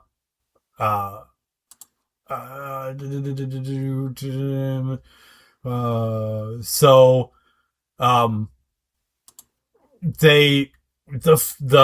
battle to the death is going to commence, and they walk over to this horse that has suddenly appeared for Angel with a shield and a joust, a lance and a sword, and of course it's like this beautiful like black stallion that, you know, and whoa, they're walking. Why does everything got to be about color with you? You know, this is how it is. I can only see in black and white, so gotcha. As they're walking over there, Joe says to Angel, she's like, you know how you're not really good at anything? Are you sure you can do this? I'm like, now wait a minute. He's proven that he's good fighting. Right. That he's apparently good at finding you over and over again. Right. I would have been like, listen, I would have like grabbed her by the shoulders and like moved her in front of me and been like, listen, we're going to have a conversation right now. And the conversation is going to be about the following. I bested your previous champion. I killed another multiple demon that was after you. Yeah, I killed multiple other demons that were after you. I have found you at least twice now, so please explain to me why the fuck you think I'm not good at anything. Right. Whereas she should have walked up to him and been like, listen, I know I've been a raging cunt to you. I know this. But I am asking, whip his ass, please. Yes. And thank you. So, so he tells her, like, it's, it's been a while, but I grew up around horses. And she's like, well, how long ago was that? And he's like, it's not something you forget. And then she walks away, and he turns to the horse, and he's like, okay, don't make me look like an ass out there. And then he like lifts the horse's ear up, and he's like, Wow. what is that? Wow, we've covered pedophilia and bestiality tonight. And phenomenal. racism. And racism. That's all in one phenomenal. episode. That's phenomenal. So we start with the joust, and Angel gets a pretty good shot in on the Demon Knight. But why? Why do we start with a joust? Because he's good at jousting. Why do we start with? I don't know. Like it serves no purpose. It's like, we're gonna do this until one of us falls down. Okay. And then the Demon Knight ends up knocking Angel off of his horse, and of course that leads to a sword fight. And the sword fight ends with the Demon Knight getting the best of Angel and stabbing Angel with his own sword, like right through the gut. And the tribunal announces that the battle is over, and Joe's life is forfeit, and the knight grabs her and puts a knife to her throat, and Angel appears behind the Demon Knight after pulling the sword from his gut, and he says, what does he say? He says, I'd like to challenge that or something. Yeah, something like that. And he beheads the Demon Knight, and then he gets the quickening. I thought about that. I thought about that when Angel was standing there. And the tribunal then announces that Joe and her unborn daughter are under their protection until the girl comes of age. And they disappear, and then Angel and Joe start to walk off, and Joe's like, you seem to bleed a lot. And Angel's like, it's part of the job. Yeah, instead of being like, you know what? You really annoy me, lady. Right. Like, instead of Joe being like, hey, thank you for saving me and my daughter, she chooses to criticize Angel some more. Yeah, look how shitty you are at everything you do. You're a typical man. Oh. And then we cut back to Cordelia's apartment, where Angel is taking down the whiteboard, and Wesley's like, good idea, we should start from scratch. And Angel's basically like, we shouldn't be keeping count at all. It's, and Wesley's like, yeah, it's not about counting victories, it's about saving souls. And then Angel tells them that he's got someplace to be, and we cut to a strip bar, and he's got all these ones, and you're like, really, bro? Really, bro? Come on. No, we cut to the California Women's Correctional Facility, and he is visiting Faith. He's visiting prison. Oz, who had been locked up as a woman. And she tells a brief story about some chick that got haughty out in the prison yard and tried to make a name for herself by killing Faith, and Faith in turn murdered her. And now has to serve another life sentence. Right. And Angel is like, is she still alive? And Faith's like, she lives to tell the tale. Faith's like, have you met me? Hello. Right. And Angel's like, fuck, she's dead. He's like, another life sentence? And she's like, meh. Yeah. So then that segues into a little discussion about how redemption is a hard road to walk. And that's the end of our episode. Roll credits. Violin queef.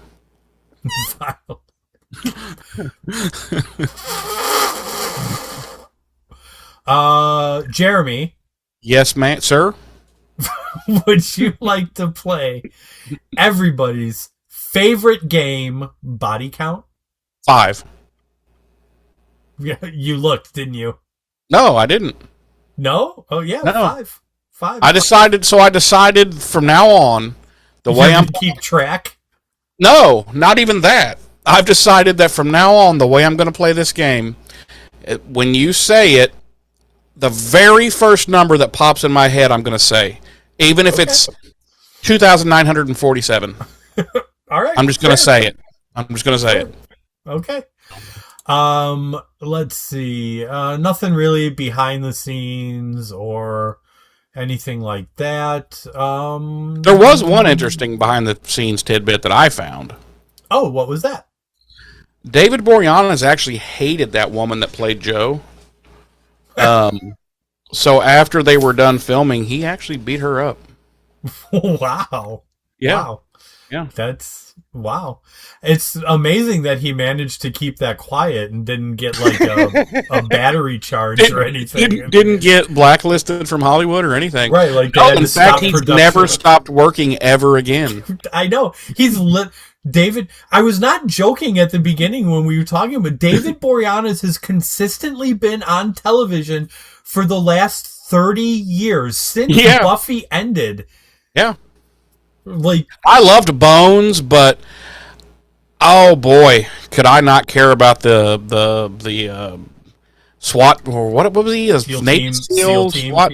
Yeah, I give a fuck about that show. Bones was way more like a David Boreanaz type show. Mm-hmm. Like SEAL Team 7 or whatever the hell you called it was. I think it was just SEAL Team. Oh, it's just so douchey. I don't know. I just our music this week, Andy Hallett with I Will Survive. Chopin with Prelude in C minor, Opera 28, number 20. Chopin, you mean Chopin? Chopin, yes. Andy Kreese and Andy Hallett. I'm so excited. Edward James Cage with Sexual Healing. David fucking Chopin. David Boreanaz with Mandy. Billy Ray Cyrus, Achy Breaky Heart. Robert J. Crowell, series composer Robert J. Crowell with Judgment and Jousting. And as always, our original score. What was our score? No, that's an original musical score. No, I know. I was being a smartass. Jeremy, on our sliding scale of 1 to 5, can you please tell me and our lovely audience how many bronze coat of arms talismans do you give this episode? I don't hate it. The one thing revolving around the tribunal drives me crazy. I'm going to give it a 3.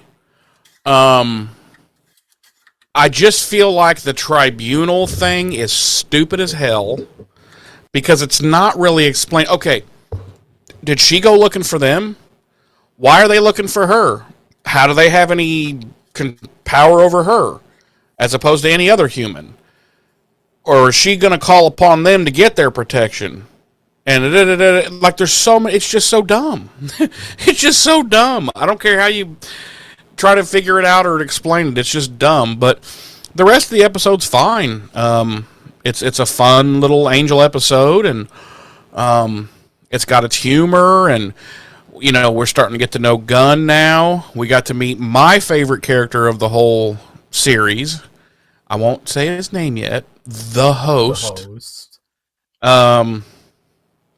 Yeah, so I didn't just the fact that the whole tribunal thing was kind of dumb and very not even like skeletonized. Like they were just like, it's just this thing. We'll just call it the tribunal, and like he has to ride a horse and stuff. We're not going to explain anything about it or why.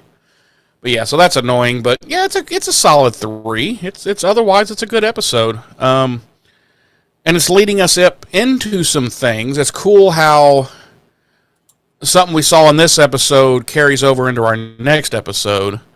Yes. But yeah, it's a cool, fun little episode. It's a 3. It's nothing spectacular, but it's also not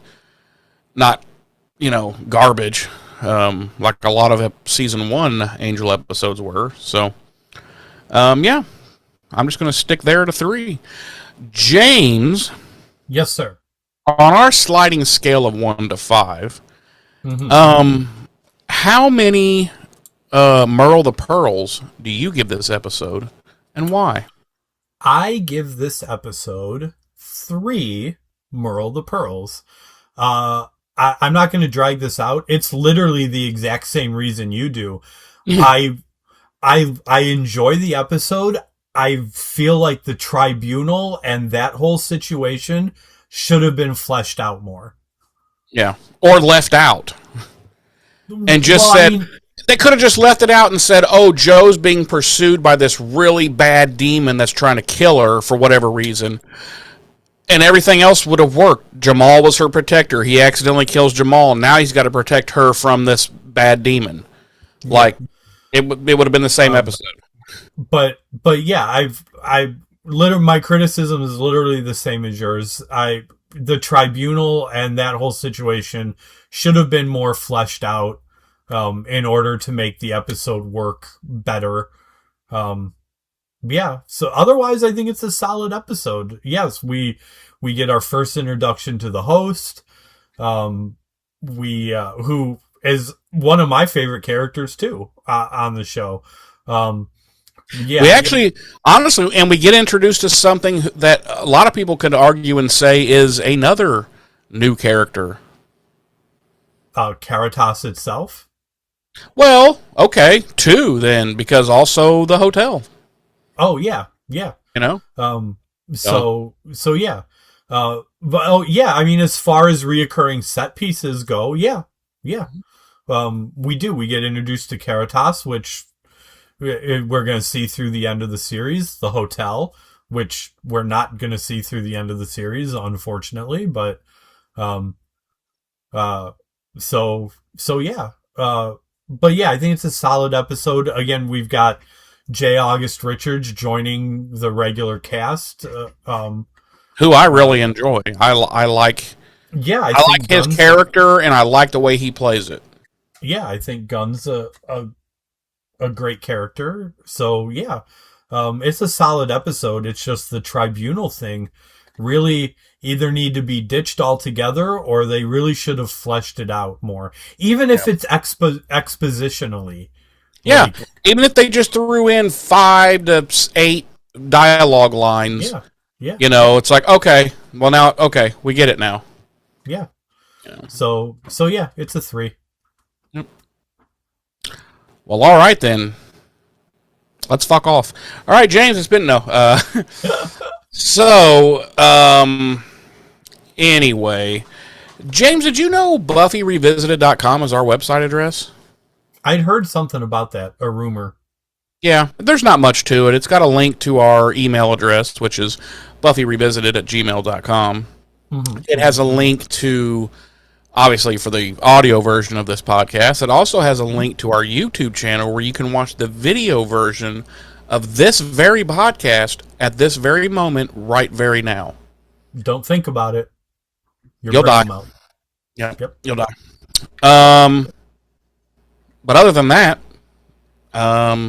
it's great to be back. I'm glad to see you. Glad to see you too. Well, next week we'll see each other again. Like we don't talk regularly. Yeah, and we'll get to see each other again next week because we're going to jump into season 2, episode 2. Are you now, or have you ever been? Yes. And got anything you want to say to wrap her up? No. I'll say something. Don't let your meatloaf. Okay. Well, with that being said, thanks for joining us, everyone. We will see you next week for Season 2, Episode 2 of Angel. Are You Now or Have You Ever Been? Until then, I've been one of your hosts. I'm Jeremy. I'm your other host, James. Ta-ta. Redemption!